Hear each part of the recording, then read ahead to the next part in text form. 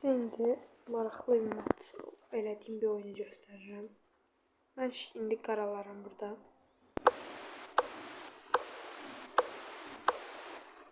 Sonra bura gəldi, rəqib.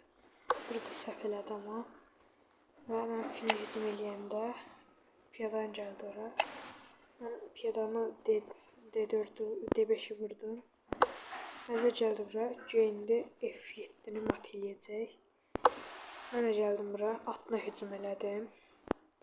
Yəni F6'ya. O fillə mən atını vuranda ikinci böyük səhvimi elədi. Mən də atla vəzirə hücum elədim. Yəni burada 3 figur hücumdadır. Həm fil, həm vəzir, həm at. Bir də ki C2'dəki piyada yəni zərbə altındadır. Önce rəqib vəzir C3 gəldi. Mən də birinci fil mərkəzlərini vurdum.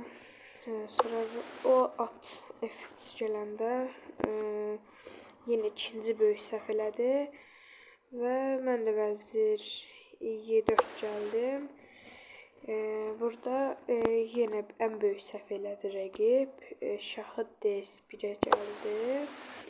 Və mən də vəzir Y7 gələrək utdum onu.